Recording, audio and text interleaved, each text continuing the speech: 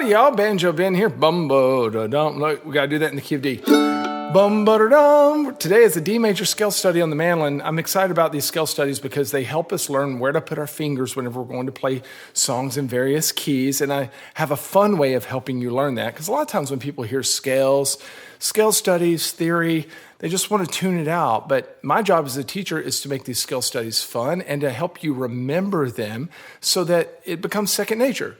And whenever you go to play that fiddle tune like Whiskey Before Breakfast, or you go to play that song that girl always likes to sing in D down at the jam, you'll know exactly where to put those fingers. And hopefully, like I said, it becomes second nature and you just own this key. We've done these in lots of keys, so you want to check out the entire course of scale studies there at banjobenclark.com. And if you're watching somewhere else besides the website, I'd invite you over as a Gold Pit member. You can access over 800 lessons for banjo, mandolin, guitar, download tabs, jam track MP3s, all that good stuff. Today I'm going to tell you what a D major scale is. We're going to learn it in a couple different octaves because, and you'll see this, but the key of D often calls us to move up the neck. So we're going to practice transitioning up the neck and learn how to do that smoothly. And then I'm going to show you a couple drills and exercises to help you remember it and maybe even a challenge or two so that we can apply this newfound theory knowledge before the lesson's even over. All right, let's jump right into the D major scale. Let's start by just answering the question, what's the D major scale? The D major scale is probably one of the first ones that you learn when you're playing the mandolin because it's one of the easiest ones to learn. I love the key of D because we use all the open strings on the mandolin. All four of those open strings are notes in the D major scale, and you can't say that for very many scales, but you can for the key of D. And we use kind of the same pattern over and over again to play this D major scale. We're going to learn how to do it in a lower octave first, and then I'm going to take you up the neck and do it in a closed position. But do you remember what a major scale is? If you've watched these scale studies or you've seen my Nashville number system course or been around the site for much long at all, you've heard the pattern, the formula, whole, whole, half, whole, whole, whole, half. And that pattern refers to the intervals between each note of a major scale. So a whole step is 2 frets, and a half step is just 1 fret. So if we follow that pattern, whole step, half step, whole step, half step, we will play a major scale. So let's look at what it looks like in the key of D. Now let's start on a root note. The root note of a scale is the base of that key, right? So if we're talking about a D major scale, our root is a D note. And it just so happens that we have a string on the mandolin, actually 2 strings, that are tuned to a D note. So let's start there. We're going to start on our 3rd string there. I'll pull up the tab here in just a little bit, but first I just want you to see and think about this. So we've got an open D string that's going to be our root, and if we follow our pattern, whole, whole, half, whole, whole, whole, half, we'll do our first whole step, takes us up to the 2nd fret. Next whole step, 4th fret, then a half step, go to the 5th, whole, whole, whole, and then another half, and we land there on another D note. That's another root, but it's just 1 octave above where we first started.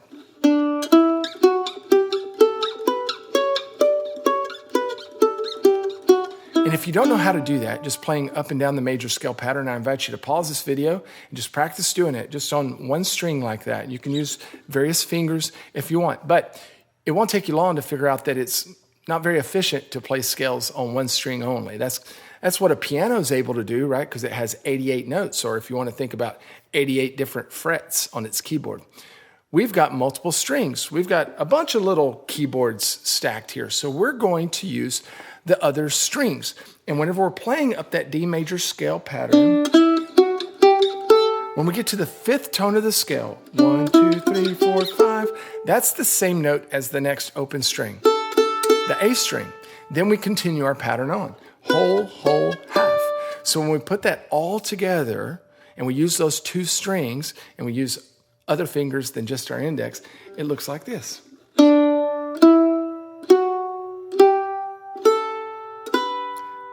Now let me tell you why that's so easy to learn. Do you notice that both strings follow the same pattern?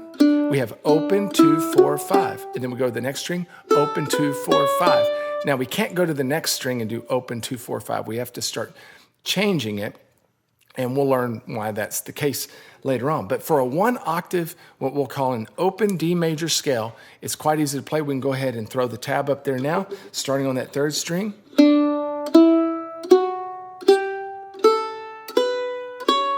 And then back down. Now, what about that low G string? Are there any scale notes in it? Of course there are. The D major scale doesn't just stop at the bottom on this D note. It continues to go down, right? So we have some more notes going down. And on that low string, that lowest G string, it's 6, 4, 2, open. We're not going to play those a whole lot in this particular study, but I want you to know that they are there. For the sake of the study, we're going to start on that open string there.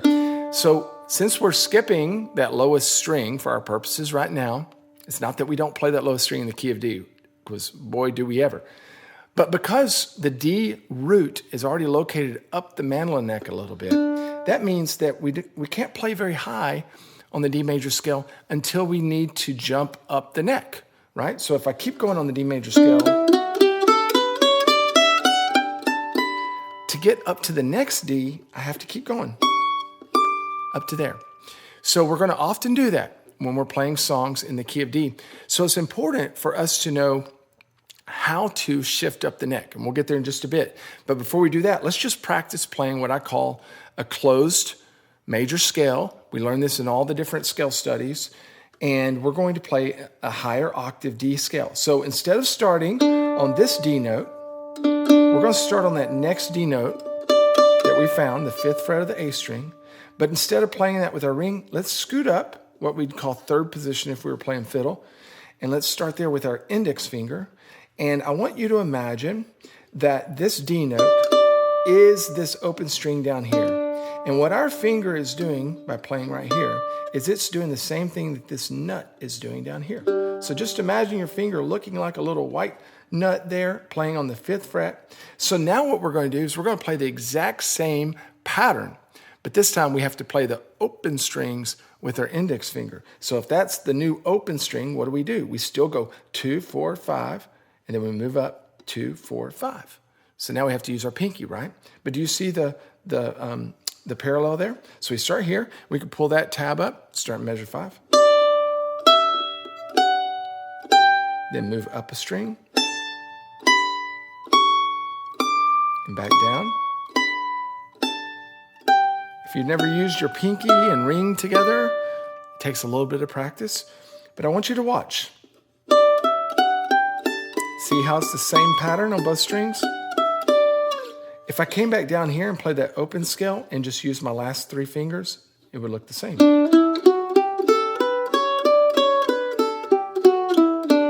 Now the index covers the open strings. So when we're playing in the key of D, we're all the time playing down here.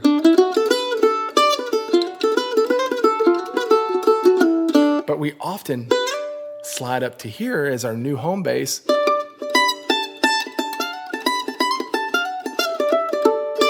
Okay, so we need to be familiar with that upper position in all keys.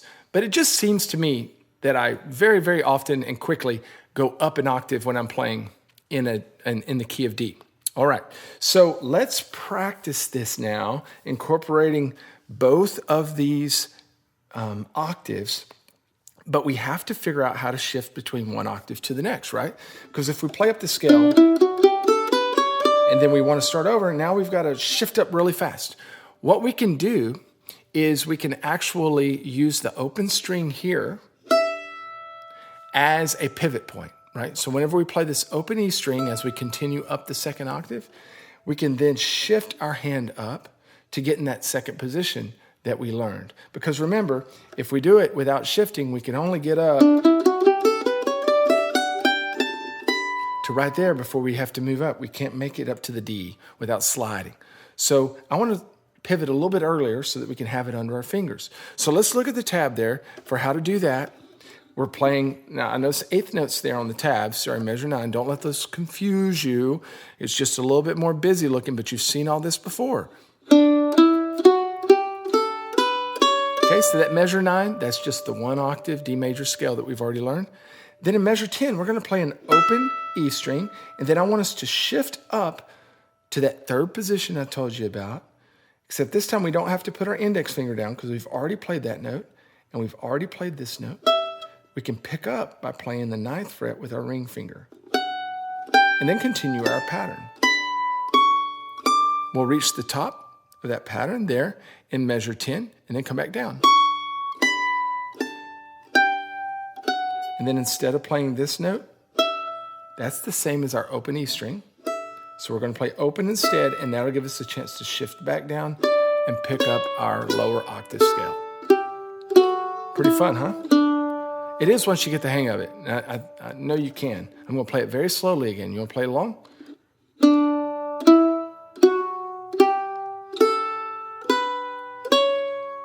We shift.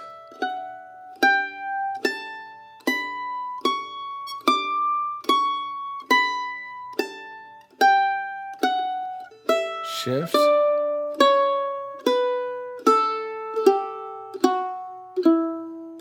Now, if you're having trouble with that, pause and practice that 2 octave scale over and over again. It doesn't have to be fast. I just want you to be able to shift up the neck without having to think, freeze. Where do I go? Get used to jumping up to that 3rd position where your index finger's hovering over that 5th fret. Just get used to going there because you're going to go there a whole lot in the key of D, okay? Now, there's other ways that we do get up the neck when we're playing a little flashier stuff. We might not use that open E string to pivot. We might, but another thing that we do quite often is we'll just slide. We will slide. And a lot of times it happens with our ring finger. Slide right up to that F sharp note up there. But you can get into that on my bag of licks lessons in the key of D because I do a lot of that kind of stuff.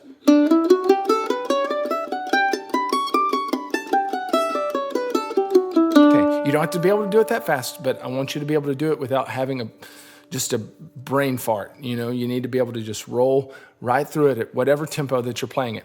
Now, I want to point out something else before we dive into more of the exercise things that I give you to help you remember this stuff. And that's your arpeggios. What are arpeggios? Well, an arpeggio are the 3 notes. Well, there's all kinds of arpeggios, but a major triad arpeggio are the 3 notes that make up a major scale. So whenever we play a D chord, however we might play that, we're playing a combination of only 3 notes. And those 3 notes are the root, the 3rd tone of the scale, and the 5th tone of the scale. So if we were to play our major scale, but we only play the 1st and 3rd and 5th, it would sound like this. And then we can be back up to our 1st. Now this is very, very handy because I see them as like waypoints on a neck. If I know where my arpeggios are, where that 1st, 3rd, and 5th tones in each key, each chord is, then I can build all kinds of licks around that. Okay, so we need to learn our D major arpeggio notes, and that's what we have in measure 13. There's the 1st, there's the 3rd, there is the 5th note of the scale, and then let's shift up for another root, the 1st, 3rd, 5th, and then up with our pinky is another 1st tone, right? So there's a root, a root, a root. We're playing 3 different roots over 2 octaves. So we need to be able to kind of get that quickly without having to think.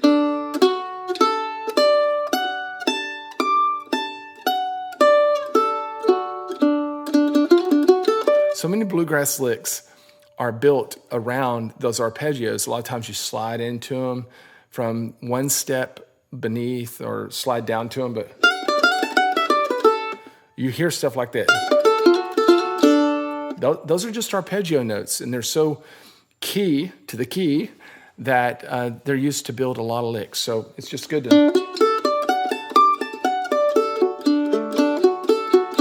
Okay, we have another arpeggio note down there.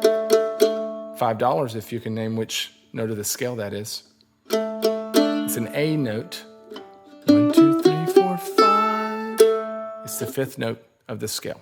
Okay, located beneath the D string, of course. All right, that's a lot of information in it. You're probably having so much fun right now that you can't contain yourself, but I hate to inform you, I got even more fun for you. So you might even need to take a break before you press on. But we're going to do something called a circular scale. And we're going to learn how to play up and down, even over the course of 2 octaves. And that's really a little brain trick that teaches us exactly where those scale notes are and makes us remember them, because that's more of what we're going to be playing whenever we're jamming over a song in D. Let's check that out now. Let's learn circular scales now. We're going to start with our lower octave just to get them underneath our fingers, and then we'll climb from there. So what's a circular scale? I guess you could make all kinds of different circular scales. But what I'm referring to there is playing up the major scale, 3 notes, and then going back to where you came from, just dropping back down. And then do the same pattern, but start on the next highest note of the scale the next time. So it's kind of like taking 3 steps up a ladder, dropping down, then climbing 1 step, taking 3 steps up, climb down. And so it would sound like this. Just listen for now, then we'll look at the tab.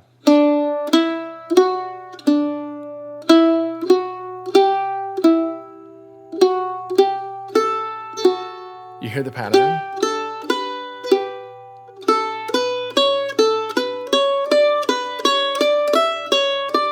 Okay, so the purpose of this is to just get our fingers very, very used to what the key of D feels like, so that when we're jamming later on, we're not doing anything strange, and our brains will be able to recall these patterns. It works, I'm telling you. Okay, another thing that I'll point out before we pull the tab up is that I have pick directions beneath each one of the notes, and I want you to pay attention to those. So on the downbeats, so each measure has 8 notes in it. So for the ones that fall on the downbeat, there's 4 notes that fall on downbeat, we do downstrokes. And then for the upbeats, the other 4 notes, we do upstrokes. So it's down, up, down, up, down, up, down, up. And that's really simple whenever you're just playing on one string. But when you start switching strings, it can get messy. And I really want you, especially if you're just starting out, I want you to pay attention to these pick strokes, because if you try to do double downs and double ups, which is tempting to do whenever you're switching strings, it can slow you down in the future, and you'll have to go back and correct it. Okay, let's look at the tab there, starting measure 17, and not much explanation here. It's just exactly what I told you that we do. Let's try playing through it.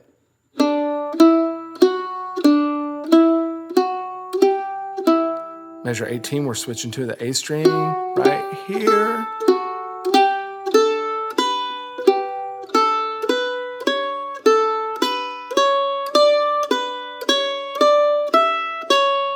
When we land on that halfway through measure 20, we've reached the top of the first octave. And then we're going to start it back down. We're going to do the same thing in reverse. The most challenging part about this is when we get to switching strings, because we're having to play 1 note on one string, then 2 notes on the other, and back and forth. But it is absolutely necessary that we learn how to handle this stuff. So that's why I'm going to tell you to do it. You just got to do it, okay?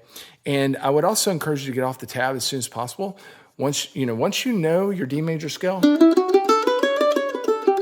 which you should already know it, and then you learn what the pattern is, it's best actually to put the tab away and just work on the pattern, like work it out. Knowing that the notes, just say, I'm going to climb up 3 notes, drop back down. Then start 1 note higher, climb up 3 notes, back down. If you figured it out on your own without having to just stare at the tab every time, you'll learn it faster. All right, so once we get up to the top, measure 20, then we go to measure 21. We're just coming right back down.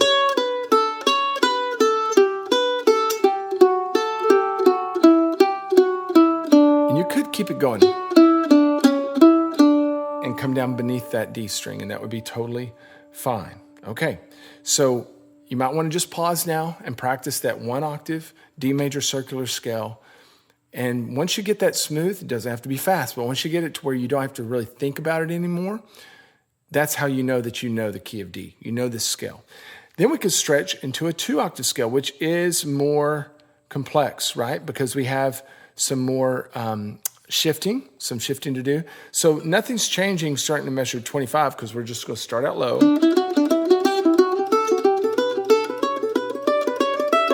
But once we get to that D note up here where we turned around earlier, we're going to keep going up. 29. And then right here, we're going to shift. And the reason why I'm going to shift is because that's our last chance to play an open E string and use it as a stepping stone, as a pivot to go up.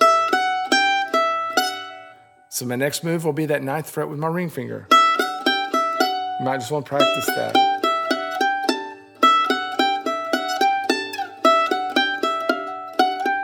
And then we keep going.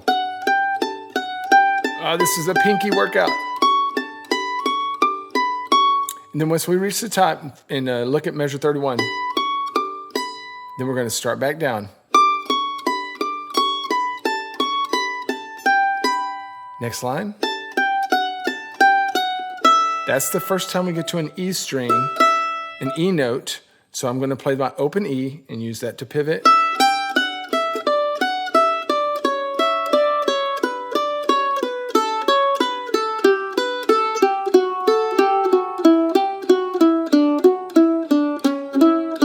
Time we do come back down beneath the D string, just to show that it can be done.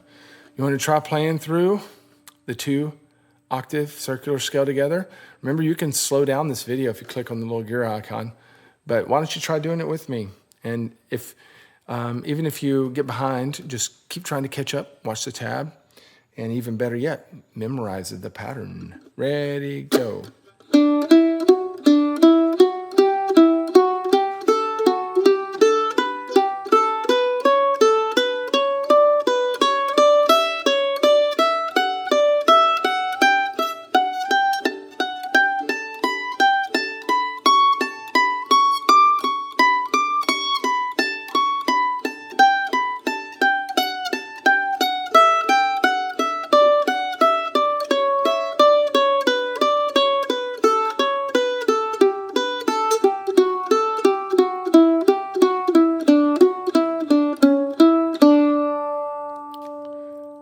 Fun stuff. I wasn't watching the tab. I hope that when I got to the top that I played it like the tab. If I didn't, forgive me.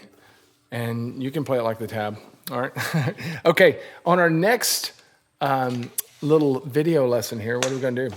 Oh, I've got some great scale speed exercise for you. And then we'll also talk about some application.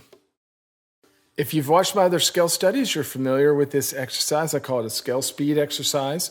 I've adapted this from my time as a kiddo, as a piano student, when my teachers were teaching me the scales.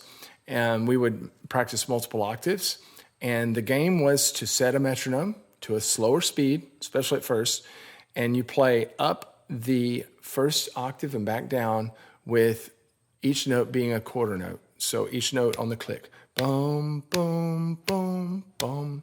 And then when you come back down, and you come back down to the root, you immediately start a 2-octave scale, but you double the time. You play 8th notes. So I'll just give you an example before we look at the tab, just so you understand what it is. Imagine a metronome. Click, click, click, click, click, click, click, click, click, click, click, click, click, click, click, click, click, click, click. Okay, so that's what we're going to do. But then once we get to the bottom of that one, we're going to start a triplet exercise. Triplets are just a little, notes are just a little faster. So 8th note triplets, they're 8th notes, but they're squeezed in. So you take 3 8th notes and you squeeze them into the place where normally only 2 8th notes could fit. You've heard them before. But if this is the beat, that would be a quarter note beat.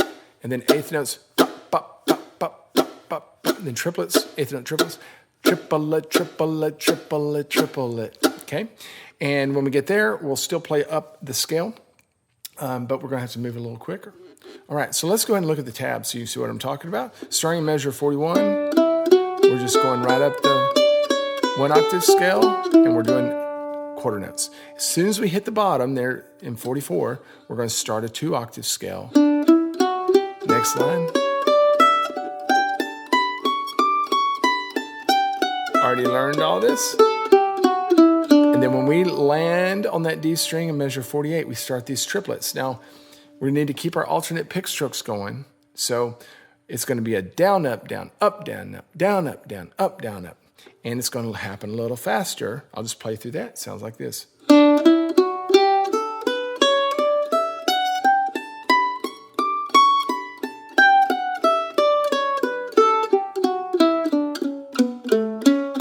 And I took you down the neck a little bit just to get used to playing those notes down there as well. Okay, so the challenge here is for you to get a metronome, like for real.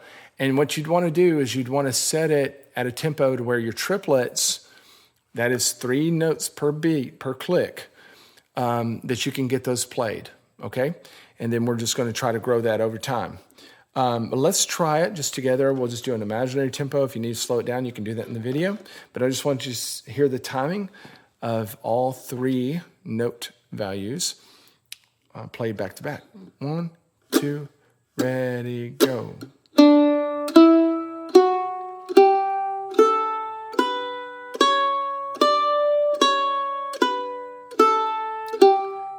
Here we go with our 2 octaves.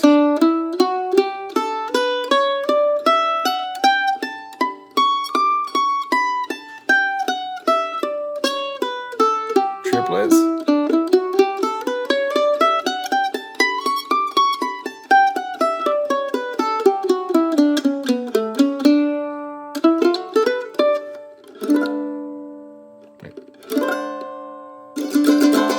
Okay, let's talk application.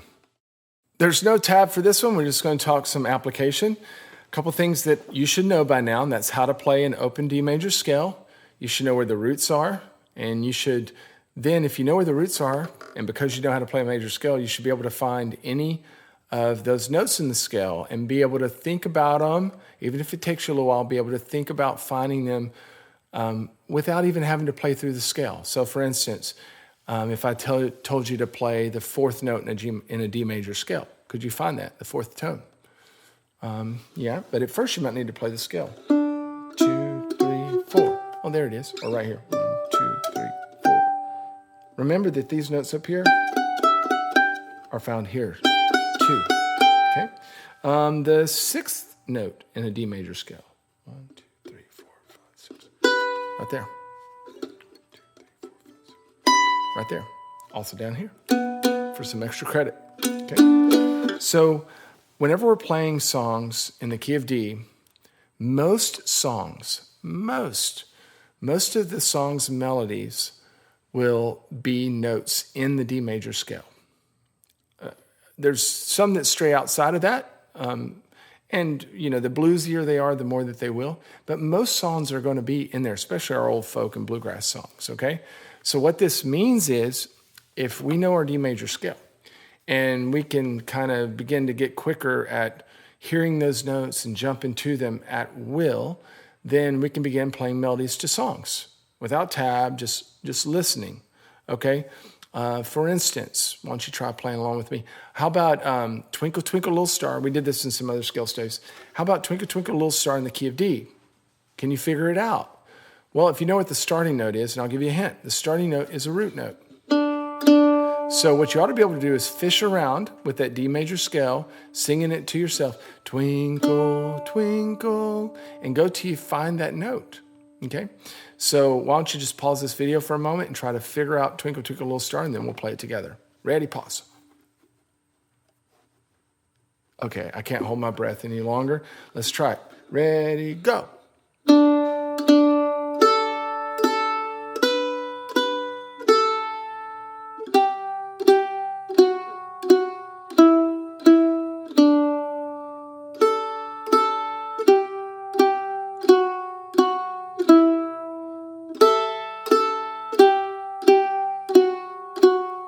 Call out the names.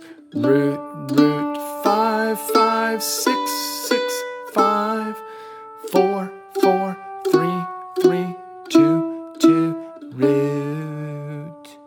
Okay, so we don't really have to even know the note names. We just know the numbers of the scale, right? And that'll serve you very well because then you can go to any other key.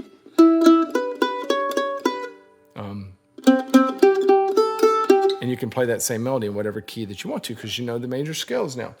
All right. How about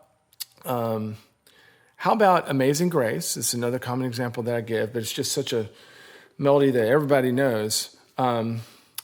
Amazing Grace doesn't start on the root. It starts on the 5. Okay? So how about you start down here? Where's maze? Where is that at? Can you find it right quick? Amaze. It's the root. Amazing grace. Man, I ought to give singing lessons. How sweet the sound that sings a wretch. Oh, watch out. Like me. Feel like Jack Black. All right. So you get the point. These are all major scale notes, and we can begin using our ear to find where these major scale notes are. But it goes on from there, because once we can find these melodies and we have our major scale notes, we can begin to improvise like immediately using other major scale notes, right? And you need to go check my jamming series to really dig into this. But for instance, if we take Twinkle, Twinkle, Little Star, yes, I can play a straight up melody, but even my 2-year-old Crockett will get bored with that after a while. He's like, improv, improv. He can't say his R's. So we need to start improving, and we can use our major scale, all right? So something like this. Twinkle, twinkle.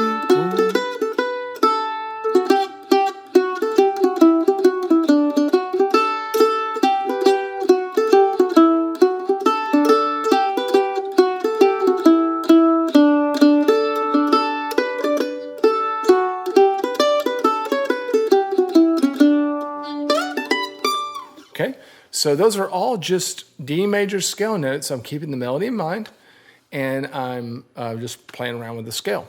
Okay, so you can do that. Now that you know the D major scale, and you have learned where to put your fingers, and you've done the circular scale exercises and begin to get comfortable with that, you're now comfortable with moving up the neck using that E string as a pivot. Now you can go up the neck and do the same type of thing.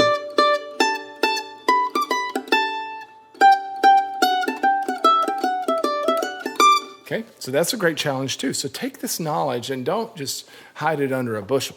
Let it shine, go get good with it, and own that key of D, and then tackle a fiddle tune like Whiskey Before Breakfast. That's a wonderful one to get started on. Or Liberty, that's another great one to get started on the key of D. And I have lessons for all that stuff. You can go there to the Mandolin page, on the lesson page, scroll down, and in the tags, just click key of D and start playing along with stuff in the key of D, and I teach it there as well. Enjoy. Triplets.